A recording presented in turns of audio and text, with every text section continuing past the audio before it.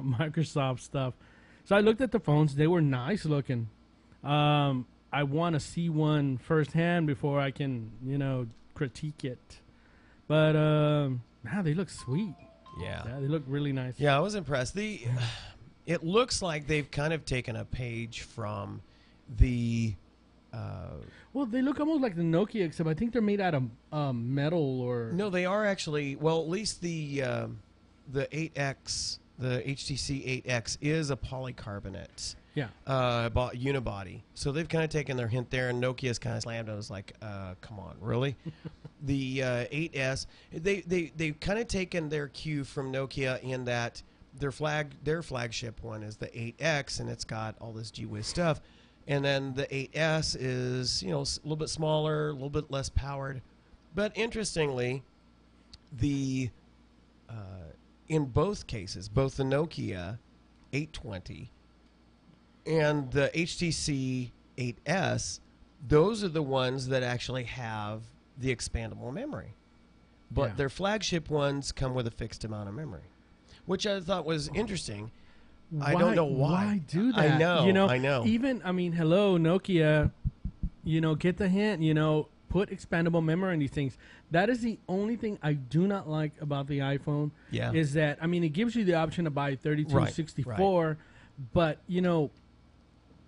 why not put the card in there? Why you know not? what? I already have the card. Let me get the phone and let me just slide the little card in there so I don't have to pay an extra $110 for, extra memory. I already have it. Exactly. So anyway, that's the only thing I do not like about.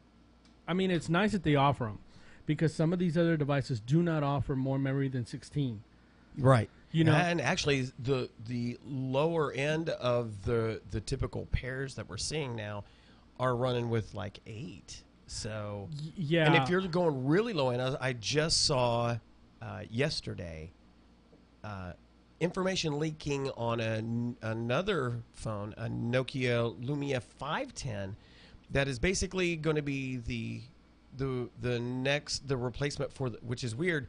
They had the 610, which basically is almost only available in China. There's a few other third world type countries that it's available in, but it basically was to hit the China market. But the 510 will be running. It's not going to be a Windows 8 phone, evidently. It's going to be the Windows 7.8, which will be the final update that we see for the pre-Windows 8 phones. Right. But it will be a little bit bigger, have a little bit more memory, I think, in it. So it's interesting. It's going to be a lower number, but have a little bit higher specs, but not be a Windows 8 phone. Maybe that's the drawback right there, the fact that it's going to have more stuff, but it's not going to be running the latest OS. Yeah, so I don't even know why they would come out with that. I'm not sure. Unless they found a way to make it cheaper, and so that really, because that's the only way anybody competes against Android phones, is be able to get them at a cheaper. Either that, or maybe they did some kind of analysis to where there's a demand for that type of configuration. Yeah. Who knows? Sorry, but, yeah, exactly. So it'll be interesting. We'll be the next phase. We'll be talking about kind of a comparison about the phone. So we might as well shift into that. So tech news part 2. The iOS 6 was released this past week, and of course the iPhone 5 has started to arrive. For those who were fortunate enough to get literally in on the opening bell, which is about how long supplies lasted, about as long as the bell rang. About 60 minutes. Yeah. Having looked at the phone today firsthand, held it, played with it. Of course, the biggest thing is going to be the speed of the phone. It is really fast.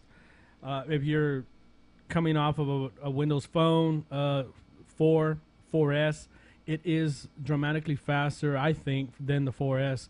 I compared them both there at the store since they're right next to each other. They're both pretty snappy. Yeah. If you have an iPhone 4, you're going to notice a difference. Yeah. I mean, if you update to the iOS 6, you're going to notice your phone lagging just a little bit.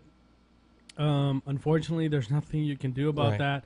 The processor that the phone has is not designed for the specs for the iOS, 6. Yeah. It's designed for the 4S and the 5.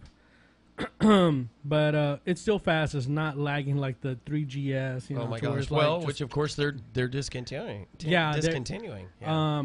But it nonetheless, it's still pretty interesting. I did notice the speed right off. Aside from that, everything looked pretty good.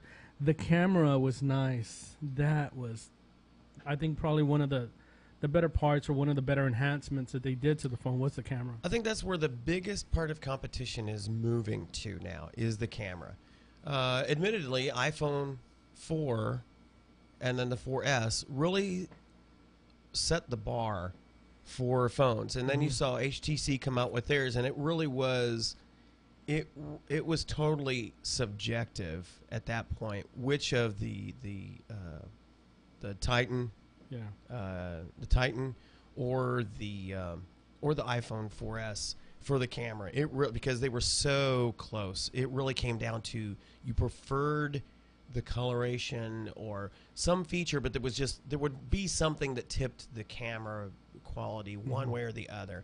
So most experts said they're virtually equal as far as capability. It seemed to me like they're trying to compete with those point-and-shoot type cameras. Oh, absolutely. I have no doubt at this point that all the OEMs are gunning to get rid of your regular dedicated point-and-shoots. Unless you're moving to the professional level camera, right.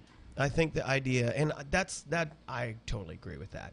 I don't want to carry, my wife carries around a nice camera, and it still does take better pictures than any of the phone cameras, but not by a lot now. Yeah. Not by a lot. The virtue that your regular point and shoots have are the fact that they have, depending on the model and the make, they have an actual zoom, not digital zoom, but actual mechanical zoom or optical zoom. And that is a big plus. You know, using this concert as an example, it doesn't matter what smartphone you use. If you try to zoom in on like what I was, taking shots of the bands at the concert, if you do the digital zoom, it just is going to look dirty. Distorted, yeah. It's going to be grainy. It's just, it simply can't do it because it's just trying to do digitally create pixels that aren't there. Whereas if you have an optical zoom, it's able to get up their nose. Oh yeah, definitely. I was looking at buying a high-end camera, but then I decided to wait because I want to get a good underwater camera. Exactly. So I was looking at a Canon Rebel 14 megapixel with the the adjustable lenses and stuff. Nice camera, but it's like, okay, it's $900 though. I just save the $900 and get an extra. So because here's the thing. You can use that underwater camera out above water. You don't have to just use it underwater. Right, but then, we go back to the debate I just mentioned right now. Eventually I am going to upgrade my phone. So, do I really need a $900 camera? Right. So I'd rather just save the money and get the camera that I want for underwater video. Yeah. That's it. That's why we do this. That's why we do this. We want to remember what we did underwater. Yeah, there you go. Underwater video. That's my big thing. I'm more gravitating to that than the pictures. But here we go. The guest appearance by Ronan. I think he knows we're doing the show, and he absolutely has to be part of it. Okay, say hi to all the people out there. Awesome. You've been working with him. No kidding. Getting him trained. So, okay. So here are, I posted on Facebook that I did my wife a favor and I updated her phone. She actually had a number of, she does not like to do updates of anything. It's just because it's time consuming, even over Wi-Fi. It's time consuming and she doesn't want to sit there and babysit the device. Yeah. So she's less than diligent about doing that. So anytime I have an opportunity to do that for her, being a good husband, I try to. Oh, so, knowing the update was out there and wanting to make sure my wife has the latest and greatest even if it is an iPhone, I went ahead and in the wee hours of the night, I was Mistake. up. Yeah, well, Yeah, it turned out to be. I figured that internet traffic and everything would be slow. The servers, the servers for Apple would not be as taxed doing it at that late hour. So I thought, okay, this is a perfect time because I have no idea how long this would take. She has an iPhone 4. So I started the update, and it took over an hour to process. The longest part was the actual processing of it. The download didn't take too long. It wasn't too bad. But watching it do its little processing and the status bar growing, I was like, oh my gosh. And then I still knew that I had to update the apps afterward. And I the only thing I can think of is that she has the phone so full that it probably needed more room than that to really do it well. Because I have done in-place upgrades of Windows computers where the drive only has 5% free, and it takes forever to do an in-place upgrade. So I don't know how much of that was part of it, but it did take forever on her phone. Once it came up, she's not been entirely pleased with it. She was comfortable with how everything was on the iOS 5. So she's not happy. She's not really happy with the keyboard. I didn't think there was a difference in it, but she feels that it's different. And then certain other things are just not working the same way. And of course, I told her, I said, well, some of that is just there's certain things that we're going to need to change in order to add the features they're going to add. So it's just different. You're gonna need to get used to it. For as long as you're going to continue to use that phone. But she generally is less than she could have done without it. Probably if I could drop it back to 5, she'd be happier. But I mean, some of the enhancements were really good, really great, and needed too. But most of all of that really applies to the 4S and higher. Yeah. If you have an iPhone 4, I've been telling some of my friends, like, you can wait. If you haven't updated, don't worry about it. You're not really missing much, aside from some of the call features that come with it. As far as the keyboard, I've not experienced any difference. It looks the same. It handles the same. The one thing that I, kind of really gets to me, a lot of the features that they really spoke about were more of for 4S. For 4S that have Siri and the maps, which I was looking at the maps actually on the iPhone 5, and I have to concur with Kenneth. It seemed pretty accurate. I mean, they're really pretty crisp and everything. Until I can actually try it myself, I don't want to talk too much about it. I'm a big believer that people are some yes, some no. You know what? Let me experience it first, and then I'll come back. And if I don't like it, I'll tell you, I don't like it. Well, all I know is that there seems to be. Here's the interesting part.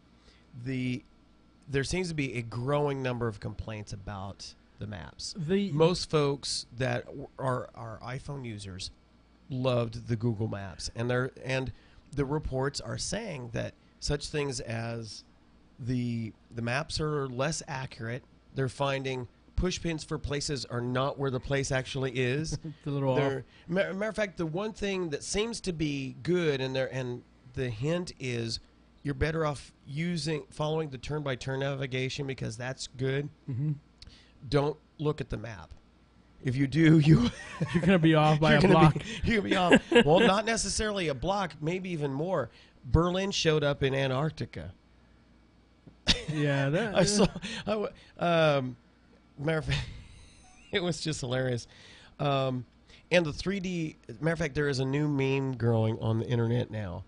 The iOS 6 3D map apocalypse, and how it's showing. And I've got some pictures here. Stills. They're saying basically you can find all sorts of examples where the map is now showing a post-apocalyptic world.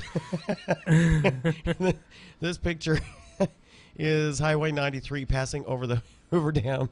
Looks like a quick drop. I'm like, really? That's pretty bad. How would you like to drive on that? Yeah, that looks pretty interesting. I got a feeling that they must have photoshopped or did something to these maps. No, these photos. These people are seriously. They're posting. They're sending these to Apple.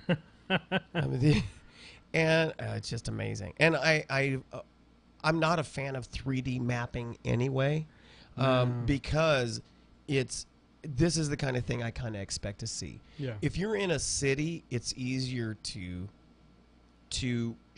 render that correctly. But as you move out to open areas like I've seen some of the pictures of like open areas like West Texas, where we don't have a lot of buildings, and it looks like this picture. Yeah. The Statue of Liberty has gone missing. Somebody see its shadow. You'd see its shadow. But that's it. There's another one. I didn't put it in here, but there's another one that somebody, if you look at the Sears Tower, it's shorter than all the other buildings around. It's at the time the satellite was taking the photo, Rob. I'm just saying. It got bashful and you were taking its picture. That's what it was. Yeah, shrinkage. So, yeah. So, the problem is that when you rush a technology out, and of course Apple is saying, yes, we get it. We're working on it, and there's always going to be growing pains when you do something new. If I had been Apple, and to me, I think all of these issues are a shadow of what we might be able to expect to see in a post-Steve Jobs world. Apple still got the same great technicians, engineers, designers that are working there. But I don't think there is any doubt that the quality and the end game and the vision that Steve Jobs, like him, love him, or hate him, he drove that. And the clown they have up there now, I don't think he's no Steve Jobs. And I think what we're seeing is, I think in combination with such things as the lawsuits with Samsung and with Google, and the fact that for the iPhone 4S, the hardware had been surpassed by at least the Android OEM, the other OEMs that were making Android phones. And so they felt, we've got to get this out. I think they rushed a few things. No, and I agree. Steve... No, I didn't know him personally. Well, I mean, if you read or I knew Steve, and you know Steve. heard anything or kind of knew anything about the guy, just like you said, there is no way that he would have let this go out like that. Let it go out that way. I mean, he of course he was out looking out for his company and everything. But things that I've read about him being such a perfectionist and everything, that he would not have allowed this to go out this way. He would have postponed it or moved it or changed it. Right. But no, I got a feeling that you're right. I think they're looking out more for the. Well, I think, and I use the phrase "blood's in the water." I think that's a pretty good picture of what's going on. Now, clearly, being the Apple is with the smartphones where Microsoft was, and to a great extent still is, with the desktops. Yeah.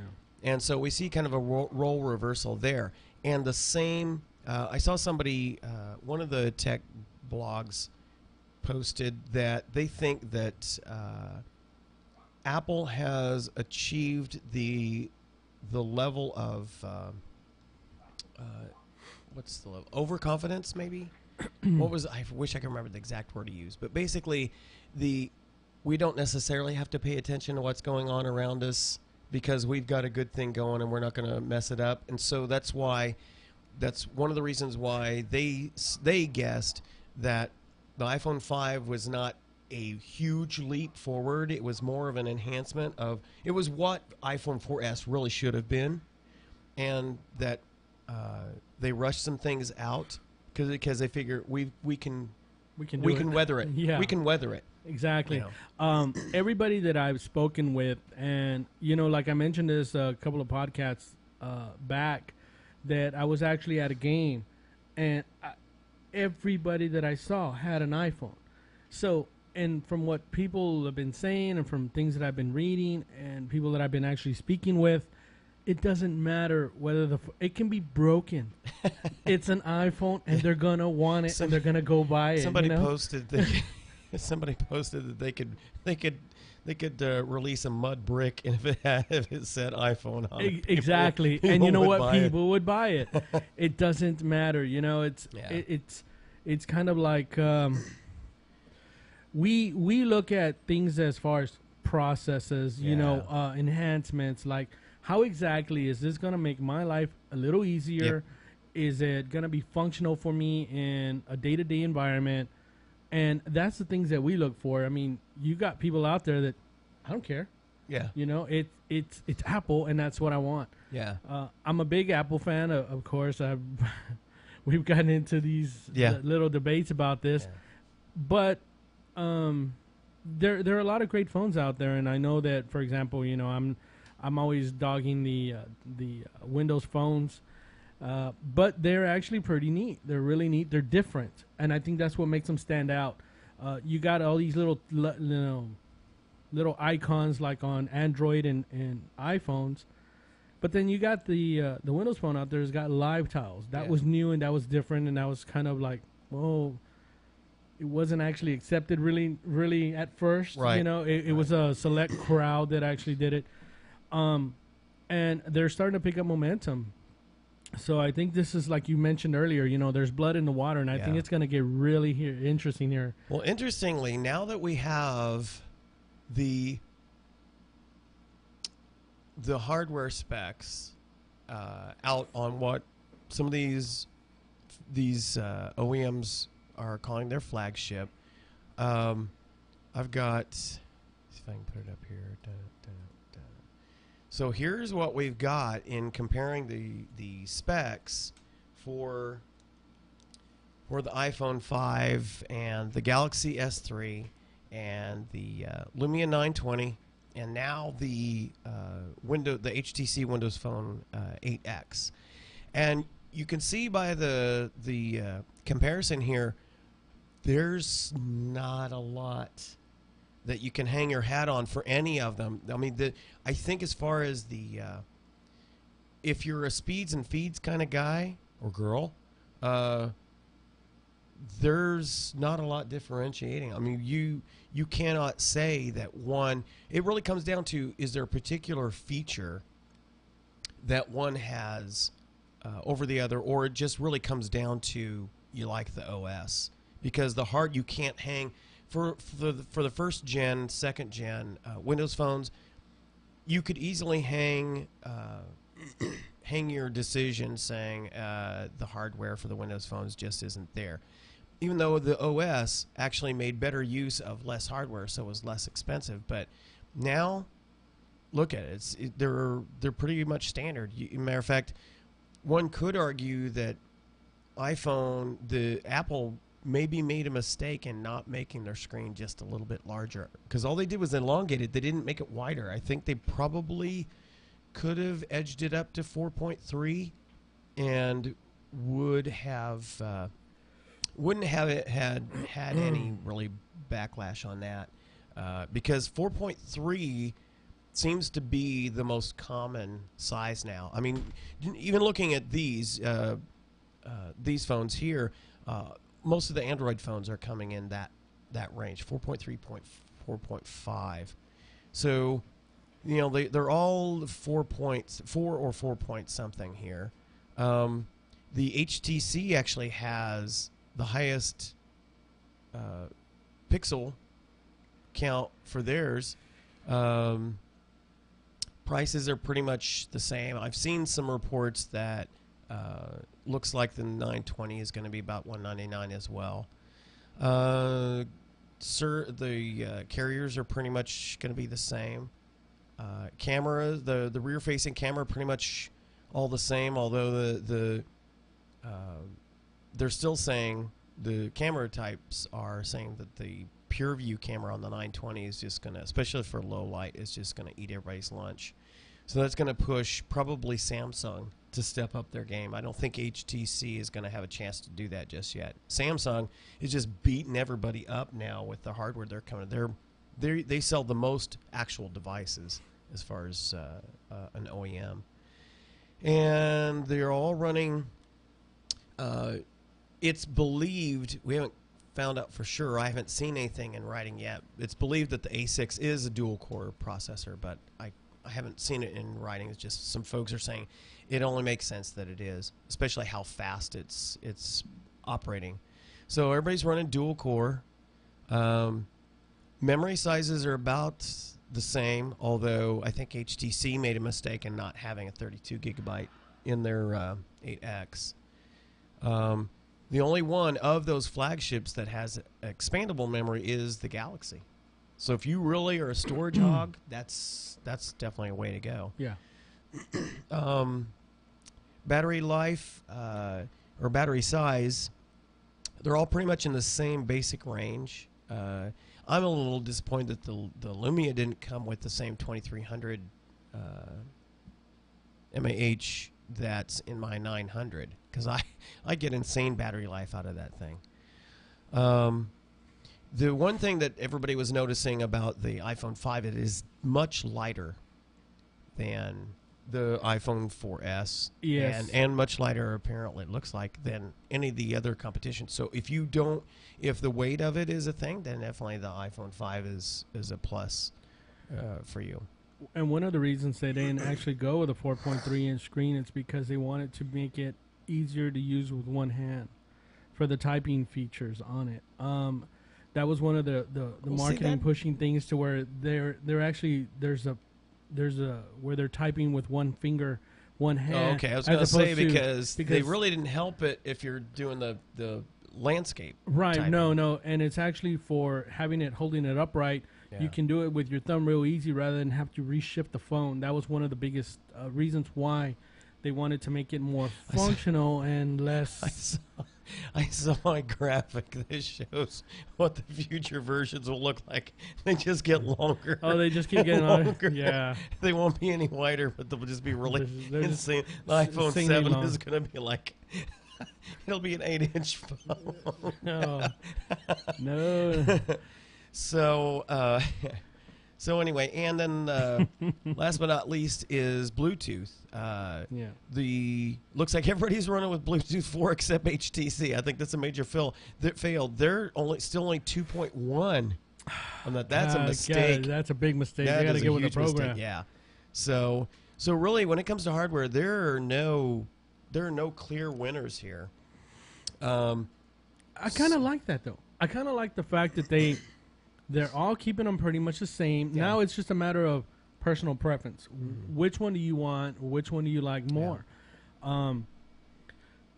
It's going to get really interesting here. I'm anxious to see how the HTC phone comes out. Right. I think it's going to be pretty nice looking. I like that. I have to admit, even though I'm a purple magenta, the 820. The 820, the Lumia 820 comes in purple. Why does the 920 not come in purple? It's Man, pink. I would be so. They don't even have that. Fuchsia. No, they just have.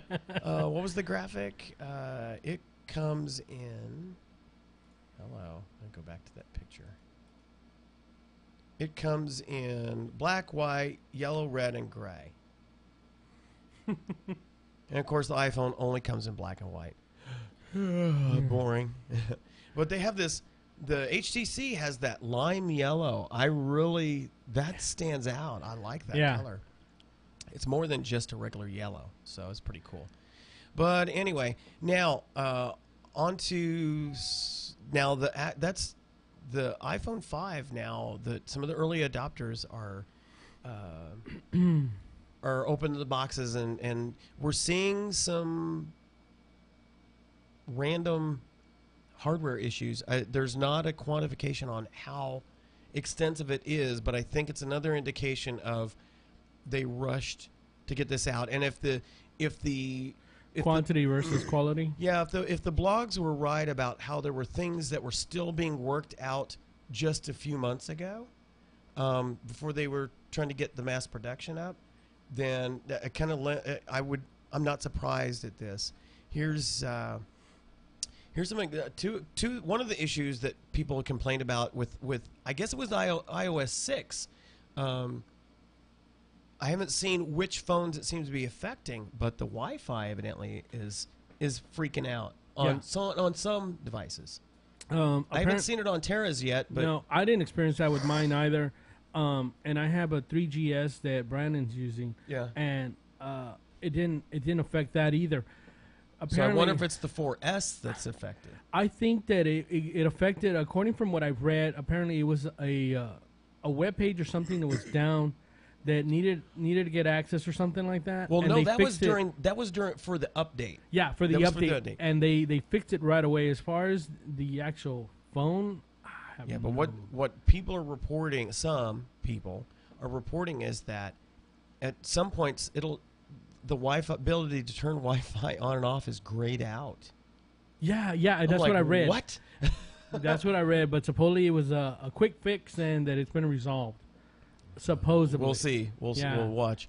Now, the other issue, and this I think could be more serious, is and it would fit perfectly with what I was reading just even a few weeks ago about the screens being delayed.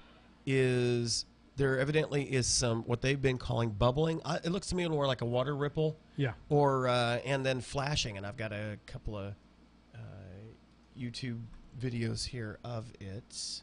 Here's an example of the issue.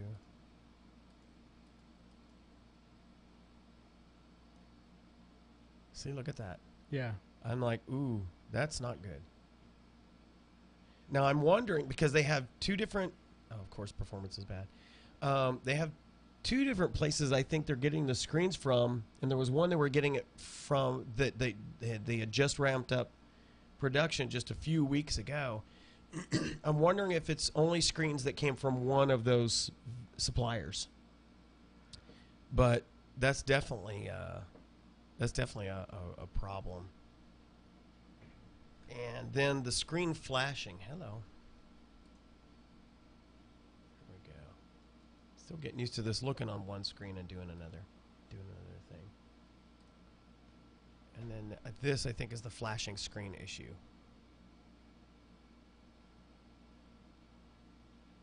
Just blinks on and off as they do certain things. So I don't know if that has to do with the way it's trying to refresh the screen, or if it's a light issue, or what. But that's weird. Yeah, see, it just kind of blanks out for just the briefest of seconds. But that's definitely a problem. And again, I'm wondering if this is going to turn out to be tied to a particular supplier of the screens. Yeah, it could be. So man, that definitely, that would be bad. That would be bad. I would test the drop thing, and I would test out for the flashing screen as soon as you get it, before you even get out of the store. Yeah, I would definitely, when they set it up for you, be looking out for these problems.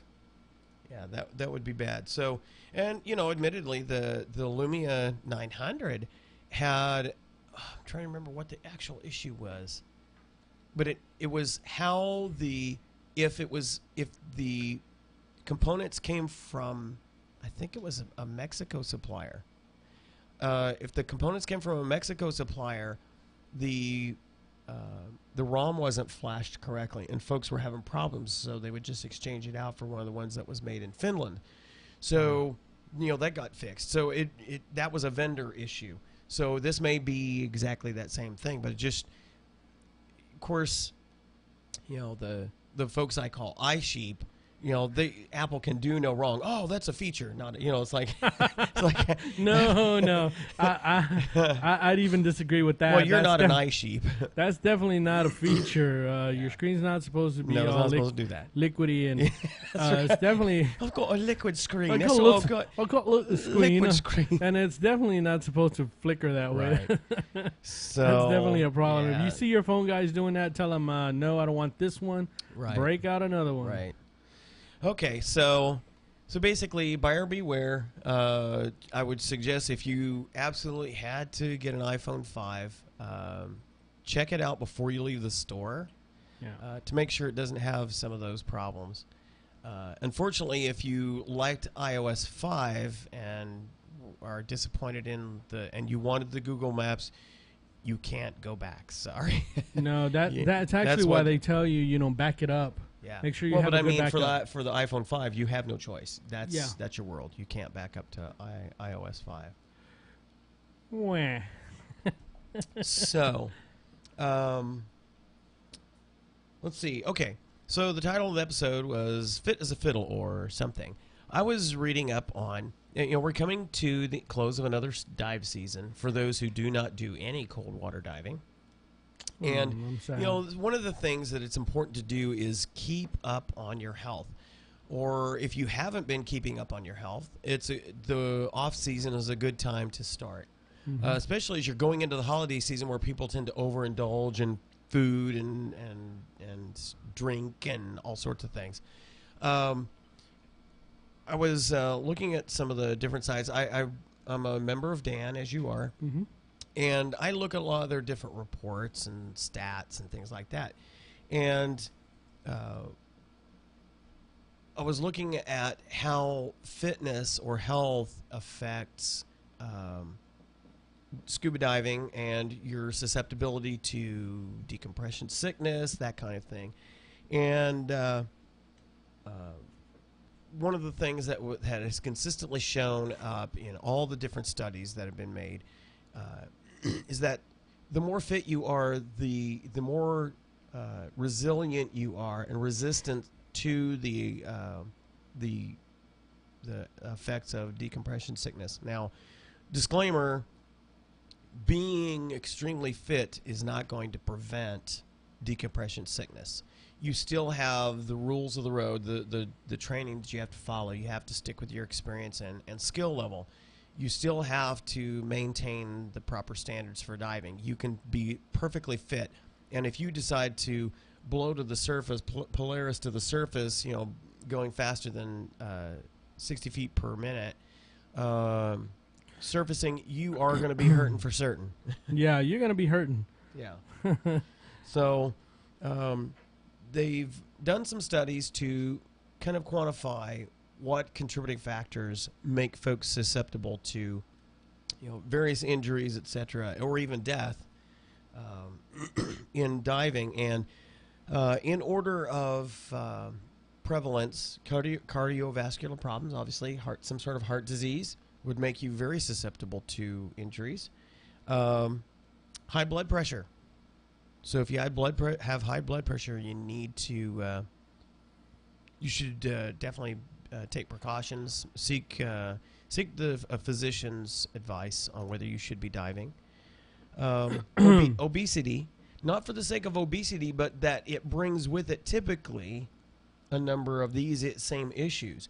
Obesity typically, at least in America, tends to come with cardiovascular problems. Yes. Tends to come with high blood pressure. Mm-hmm. And then the next thing is diabetes, and that's another one, is diabetes, because that deals with your circulation. And obviously, when you're diving under pressure, you need oxygen flowing clearly through, easily through your system, nutrients moving freely through your system.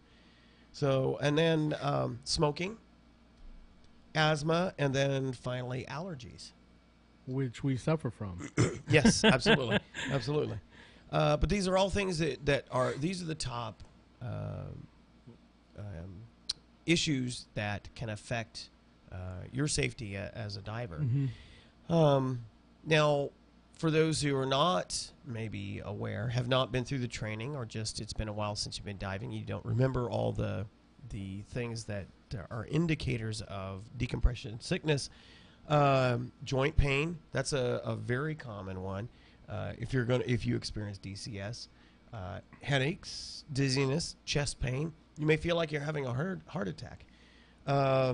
Abdominal pain, breathing difficulty, unconsciousness, numbness, that's another common one.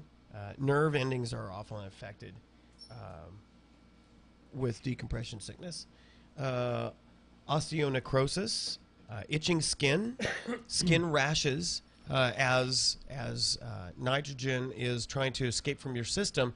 If you come up too fast, it's going to go take the path of least resistance. If you are not aspirating those gases from your system as it's processing, then it's going to come through the skin. It can come through the skin, and so you see rashes. You'll see rash. Vomiting, visual difficulties, and convulsions, and of course death. Right. So, and not trying to scare anybody by talking about this, but it's important to know that it is it's an extreme activity. One thing to also, because we are mentioning, Robert is actually mentioning all of these things, don't just take it upon yourself to self-diagnose. Yeah, no, well, actually go out there and grab somebody's gear and just get in the water without being properly trained. Now, if the person that you're going to go out with is going to kind of, take it upon themselves and show you a little something, just right quick, because I know that's how you kind of learn. That's how I got exposed to it. It's kind of just beware that these are some of the things that you can, if you're on, if you're, that's been happening to me. If you're unsafe, that this is some of the things that can happen. Yep. Like, for example, the shortness of breath, the chest, the tightening of your chest. I mean, you can feel that just going up and down Scuba Cove a couple of times. Since it's so low, I mean, like carrying your gear up there, I mean, you can be really tired. So nutrition is actually very important. I can't stress that enough, even though, I talk about it and we need to do it. I know that I could be a better person, who needs to get into shape. But Rob's like the Energizer Bunny. He just goes, you don't even wind him up. He just goes, which is actually really insulting sometimes, because, I see you just like if nothing, and I'm on here like dying. I'm getting ready to turn 50 here. I know, that's the whole point. That's why I'm like, I was like, gosh. But I will be the first to admit, I'm not in the shape I should be in. Everybody can improve. Yeah, you're pretty close, though. I'll give you that. But here's the thing. Some of the long-term effects, if you're not careful, and speaking of the of taking it upon yourself to just jump in and do this, Troy and I had done a dive out the lake. And we were just coming back. And we were getting sodas at the little Exxon station that's there. Right. And I was also filling up the compressor tank. Oh, okay. Gas tank. So we had the trailer open, and of course you can see all the gear. And this family, the father and like three sons, my three sons, comes walking up. Hey, are you guys divers? And I'm thinking, no, we just drag a trailer of dive gear around. We just carry all this stuff for yeah, we are. And when the other one says, hey, do you take people out diving? I said, well, no, I teach classes, and I'll go out with people who are divers, but I don't normally take people out diving. I'm not a guide or anything. Oh, well, what would it cost for you to take us out diving? I said, are you certified? Well, Troy asked them, are you certified? And they said, oh, well, no, we just wanted you to take us out diving. And Troy just goes, no. I said, yeah, we can't do that. Oh, come on, we've done it before. I'm like, I don't care what you did before. Yeah. This is dangerous if you don't know how to do it correctly.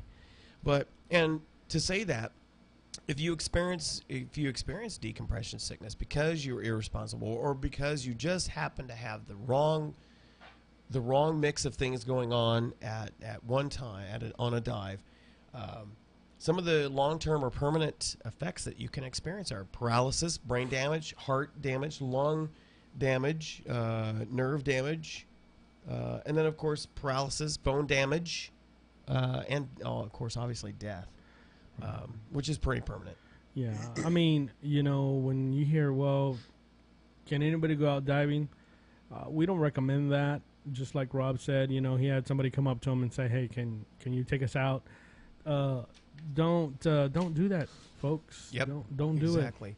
Now, some folks may ask, well, if there's so much danger to it, what's the benefit? Well, first of all, if you have the proper training and you stay within your training and your skills, then those dangers, those hazards are effectively mitigated. They're countered. But interestingly enough, some of the issues that you could run into, the benefits would seem to be contradictory. Because you are diving under pressure, and as you learn your buoyancy control, you actually can build up your lung strength and lung capacity. You actually can learn to breathe better as a diver. And I've noticed, as I'm a singer, and I've noticed that my range expands after a dive. When I've been diving on compressed air, I'm actually able to sing higher with no effort. So there's some interesting side effects. It's temporary, but there's some interesting side effects. Muscle tone. When you're diving, you use typically different muscle groups or a combination in a way that you don't normally do when you're doing other exercises or just simply walking around. Yeah. So you can actually get more exercise of certain muscle groups in a different way. What people don't realize is that when you're underwater, the water pressure is actually compressing your body. Yeah. Making your heart work. Exactly. It's kind of hard to explain what kind of effect actually this has on the muscles and everything else. But without actually experiencing it yourself. Yeah.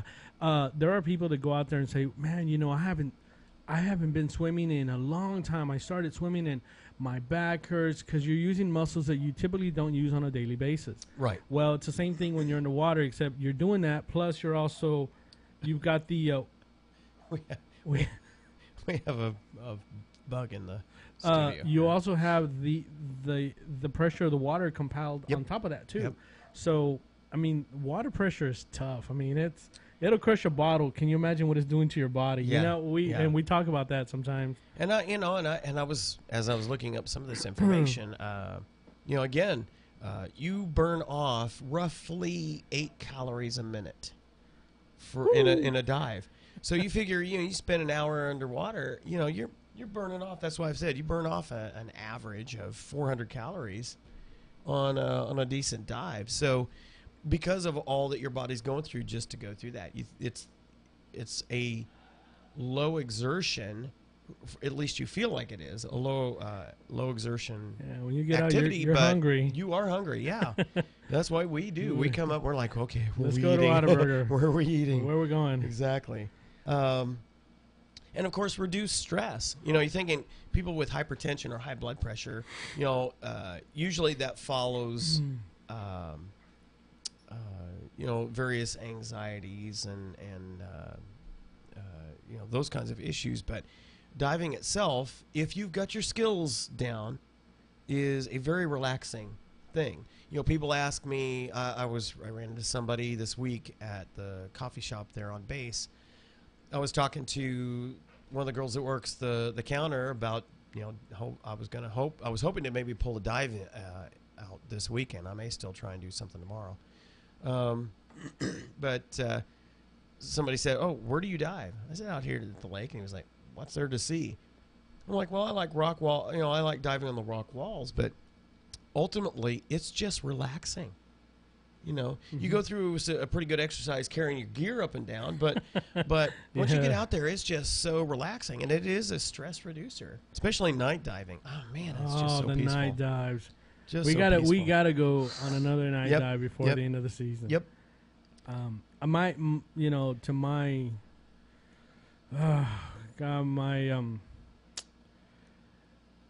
You're having a hard time. I can't find my words. You know, I'm very disappointed that we didn't get in more night dives this season than we could have. God, time just didn't. I don't know where time went, but that's one of my favorite activities. And then not to mention the fact that my light flooded. That's Well, lucky you had a backup. So yeah, but still, you know, it's. Have you got anything? You got that part yet? No, not yet. Darn. But you know, that definitely will not stop me from doing a night dive. Right.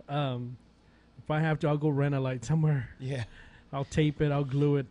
So I had asked Troy if he wanted to join us on the podcast because I was going to be talking about this subject, and his wife kind of deals with a little bit of asthma or upper respiratory. She does one of the little inhalers every so often, and she would dearly love to dive, but of course that becomes a challenge for her. And I was looking up some information on asthma and diving, and I just want to share a little bit of that with you, with the folks. Why can asthma be dangerous when diving? Well, during an asthma attack, a person's airways contract. If we examine the airways leading to the lungs as pipes, the diameter of the pipe decreases during an asthmatic episode. And, of course, the result is the air can't move efficiently in and out of the lungs. This leads to increased breathing resistance, and the air that divers breathe is compressed by the pressure of water.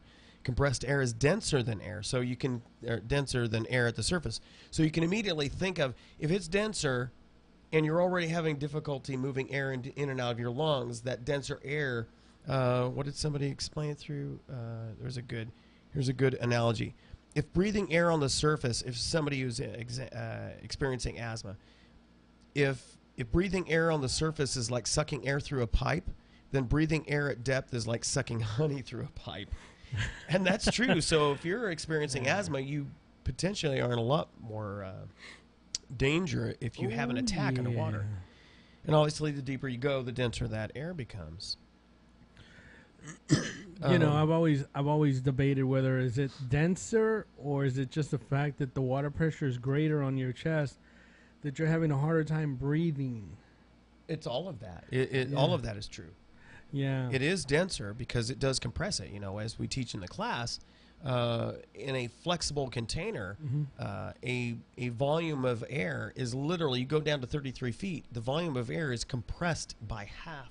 So it's the same amount of air, but it's compressed into an actual volume that's half of what it was. So it becomes thicker, and so trying to breathe that becomes difficult because the air itself is thicker, and you've got pressure pushing on your lungs, making it difficult for you to expand them. So you have to have something that counters that pressure, and that's what the purpose of your regulator is. Right. Which is why we have adjustable valves on ours. Yes, that definitely helps. So is asthma an absolute contraindication for diving? Well, no. Some people with asthma may be cleared for diving. It depends upon the type of asthma and the individual's history. A potential diver should consult with a diving doctor, undergo routine lung health tests, and fully understand the risks. What are the conditions, or what is it that doctors look at in determining whether a person that experiences asthma can dive? In general, let's see. When evaluating an individual's fitness, type of asthma, the frequency of the attacks, medications that might be controlling it, and personal history. In general, asthma is triggered by exercise, cold, or stress. So obviously, if you have an issue underwater, that could trigger asthma. So getting your skills down and being comfortable with them would reduce your stress, so you'd be less likely to have an attack. Asthma that's triggered by allergens is usually not a contraindication to diving, as it's unlikely that divers will encounter these allergens when diving, because obviously you're breathing pretty pure air. It's filtered out from all of that stuff. Whereas on the surface, you're exposed to every allergen that's floating around there. Let's see. What physical tests do doctors use to evaluate fitness for diving with those who want to dive with asthma? A spirometry. It's a test that requires a person to breathe into a machine, which uses information gleaned from the way a person breathes to evaluate his lung function. Basically, I think that's the test that they use to see how strong your lung function is. Mm-hmm. Peak flow test conducted using sophisticated spirometer or a simple peak flow meter. Results gained from a simple peak flow meter can be maybe less reliable than the battery of variables usually tested with a spirometer. Bronchial agitation test. There's some debate as to whether this test should be used, as some doctors have claimed to obtain false positives. It's good to know. Yeah. Exercise test. I think this is a good one, too.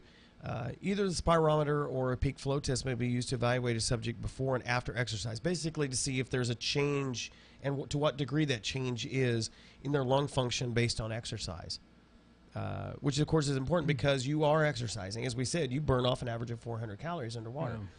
Yeah. And even though you feel like you're not moving and you shouldn't be an agitated diver, but just the sheer fact that you're doing this all under compressed water is what the exercise is.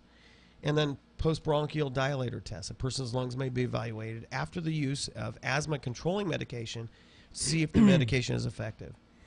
So ultimately, the question comes, should you dive with asthma? It depends.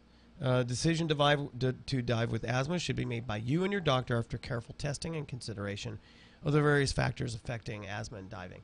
So it's not necessarily, if you have asthma, it's not necessarily bad news for diving.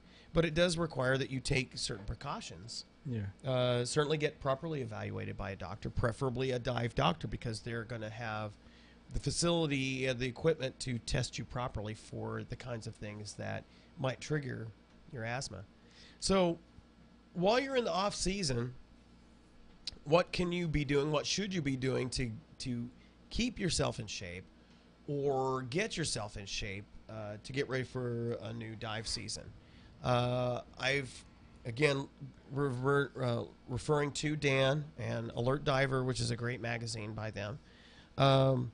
They've got a number of good exercises. It's all about improving your endurance through heart rate, as well as aerobic types of exercise and resistance training.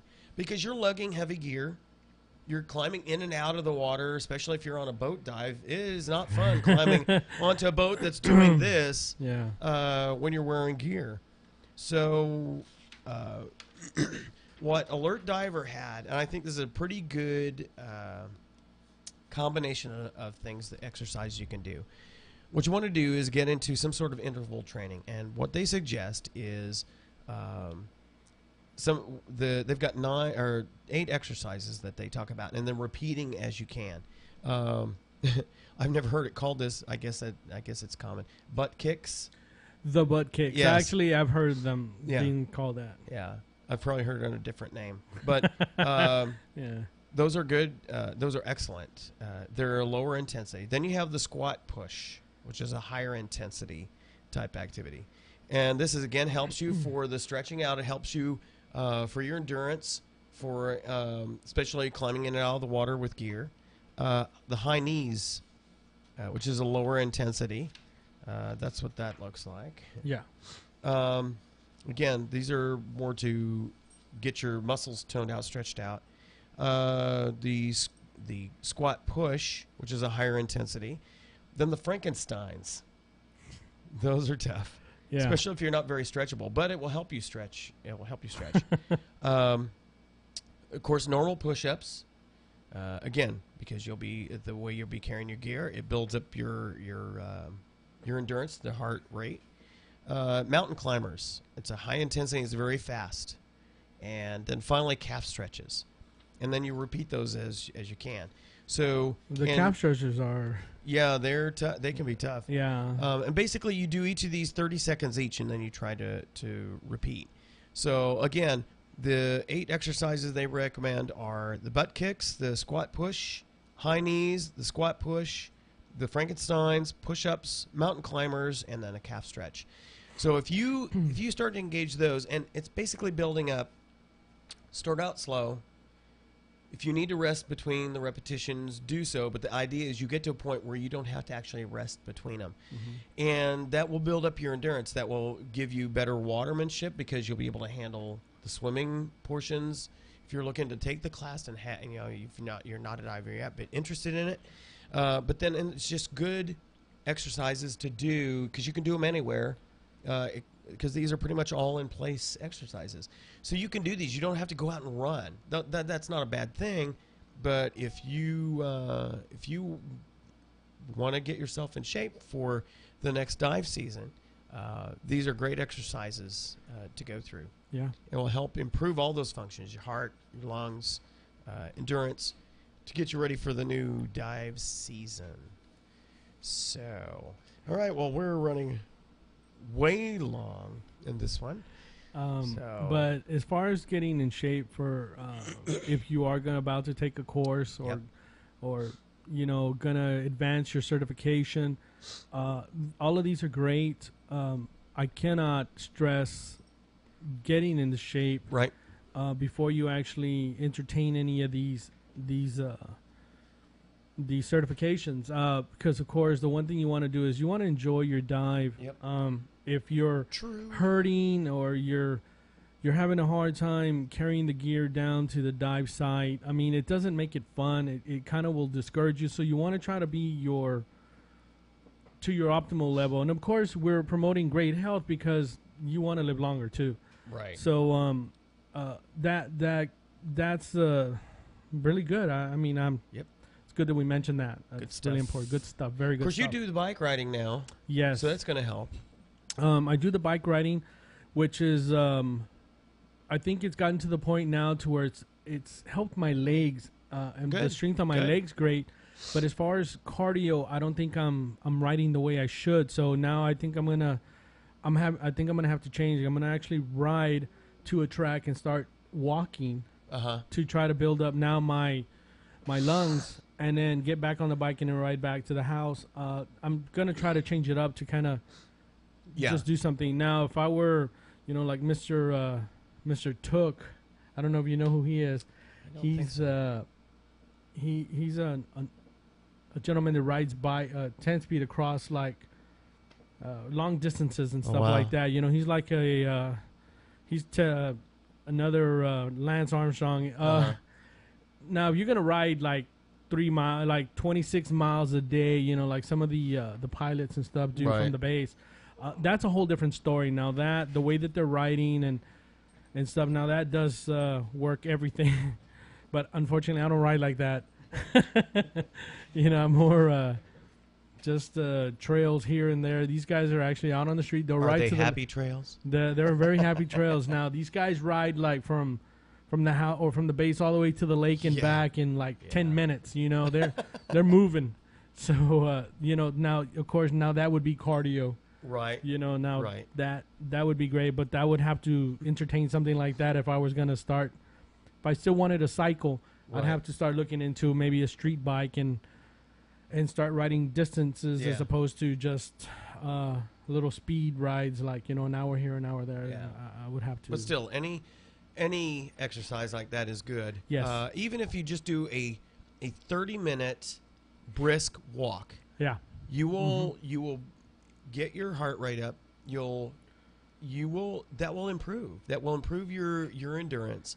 And you can work yourself up to longer distances, or and the beauty of something like a brisk walk is it's low impact, and whatever your age, you can do it. It doesn't matter, You shouldn't feel like you have to go run just to get the exercise. Forget the other people around you.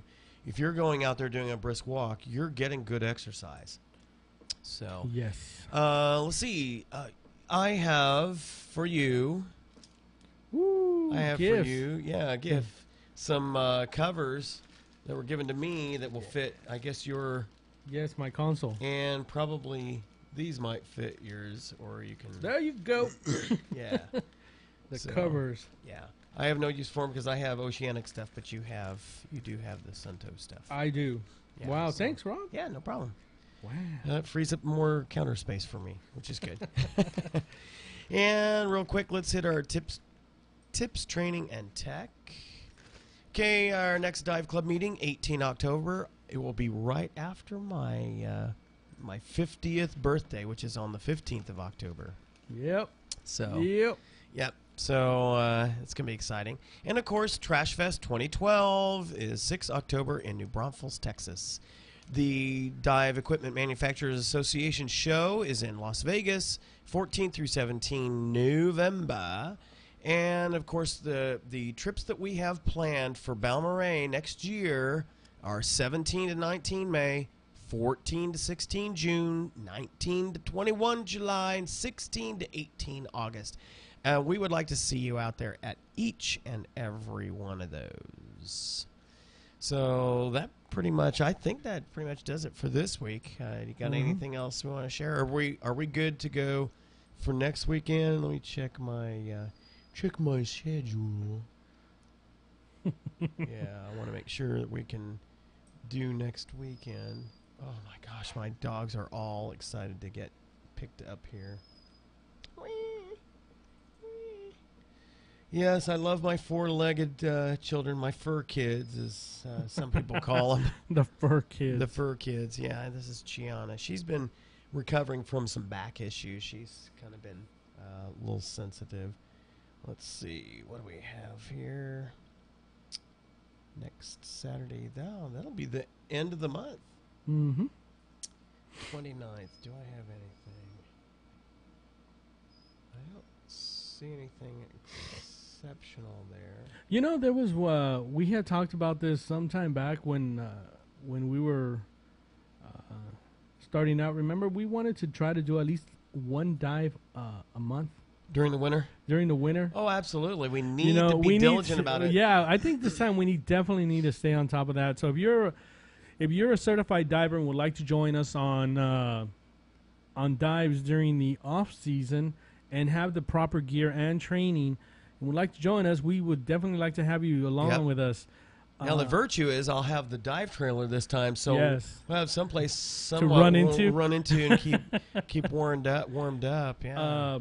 You know, we talked about this a few years ago about at least trying to dive once a month. Right. Hopefully picking the warmest day of the month. But, you know, Mother Nature doesn't obviously always favor us. True. But nonetheless, we dove this past January, and it was tolerable. I mean, it was cold. I'm not gonna lie to you. I didn't want to get out of my suit. Right. But right. we did it. It was fine, and you know, it actually felt pretty good. I have to honestly admit, it opened up my pores, and I felt your skin supple and yeah, it felt really good. But yeah, at least once a month, I think it would be great. Oh gosh, yes, making a second appearance tonight. So yeah, and golly, there was something on the tip of my tongue, and I can't remember now what it was. I'm sorry. Oh, that's gonna kill me. No, I think that's pretty much it. So we're good to go then? Yeah, I next think week? we're good to go. All right. Yeah, so we always appreciate those who are following the podcast, catching us on YouTube or Vimeo, and you can always stop by our website, delriodiveclub.com, or even better on Facebook. Just go Facebook/Del Rio Dive Club. And, of course, every week you can catch us right here on Ustream TV/channel/2-guys-who-dive. We're dash. See you. Yeah, that's right. So, and, you know, come join us at a dive club meeting. We'd love to meet up with you, get some dives, share some experiences, and that kind of fun stuff. So, until next week, I'm Rob Wade, and this is Robert Garza. And we'll see you next week on another episode of Two Guys Who Dive.